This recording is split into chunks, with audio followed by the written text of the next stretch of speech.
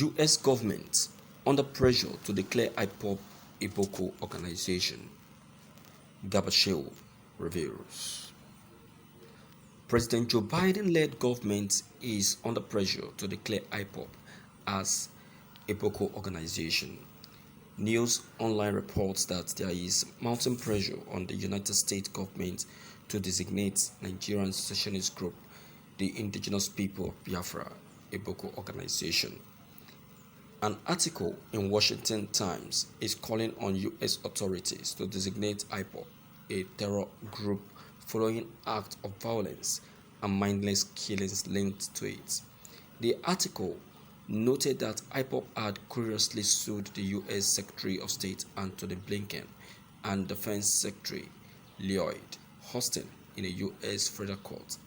Dr. Chike Akunyili, the widower of former NAFDAC Director General and Minister of Information, the late Dr. Dora Akunyili, and 8 others were killed in Onitsha, Anambra State, last week, including several other assassinations and killings of security agents linked to the group. Others killed in the same gruesome manner included a former head of Scientific Equipment Development Institute, Enugu Professor S.N. Ndubisi, a federal high court judge, Justice Stanley Nnaji, a former presidential aide, Ahmad Gulag, a traditional ruler, Chief Alexander Eduzono, Anglican priest, Reverend Emeka Merano, and a young lawyer, Darlington Prime, among many others. There were, however, arguments that there might be other groups exploiting the situation in the southeastern part of the country to perpetrate criminal activities. This is becoming too serious. My dear viewers, we act based on what we see and not what we hear. Not what we hear. I think people, the U.S. government are getting it wrong by advising Joe Biden's government to declare Ipob a Boko organization. I prefer that they carry out an investigation on this issue of all these allegations levied on Ipob. Let them carry out an investigation. I'm very sure that they will see that Ipob is truly not a Boko group, or Ipob is really innocent of all of the allegations. See, don't quote me wrong. I am not just supporting them. It is what I know. We are the ones in Nigeria. We are the ones carrying out this broadcast day after day. And we broadcast based on what we see, not what we hear.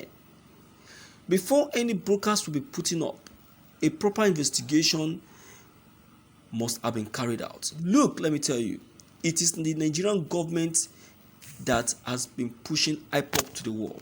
And despite all of that, Ipob still remain peaceful. Do we start counting the number of Ipobs that has been killed? These people you people just mentioned right now are not killed by Ipobs. I want to tell you the truth. They were killed by the so-called Fulani Marauders that has been disguising themselves as gunmen. So when they commit this atrocity, they levy it and place it on Ipob. So they will now be saying that Ipob is the gunman. Now, Nnamdi Kanu is in detention. This so-called killing of police officers, burning of prison yards, burning of police stations and all of that. Are they not still happening? So is it Nnamdi Kanu that is sending the Ipobs now? Ipob presently are only focusing on the quick release of Mazi Nnamdi Kanu from detention. So while why will Ipob want to have anything to do with anything like such attack? That is the problem of Nigeria. Not carrying out a proper findings of something and leaving it wrongly on someone. It's an offense and it's very wrong. It's wrong. You see that? So this Ipob that we're talking about is a violence-free organization. I think people are the ones advising UK government to take such step, but I know that the UK government will not even pay attention because it's a country that reasons well before taking any action. They are not like Nigerian government. You understand? I know the Nigerian government will be pestering the UK government. Be pestering them to take such action, but I know that that is not going to work out. It's not going to work out. The group is not known to be such a group. It's not known to be such a group. So I don't know where this information that has just been gathered has come from. I don't know where it has come from. But there is something that I know, and that is someone being behind these masterminds.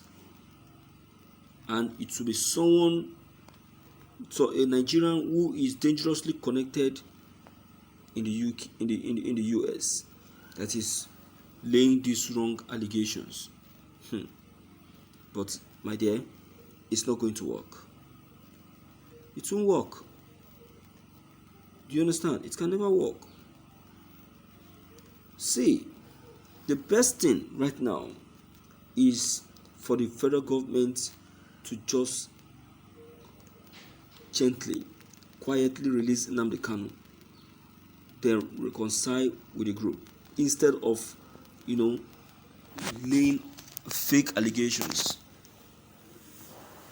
You understand? Yeah. All right. Let me hear from you anyway to know what's your take on this very issue. Maybe don't forget to leave a comment below the comment box.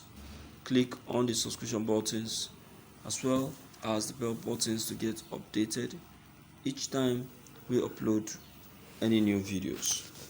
Thank you.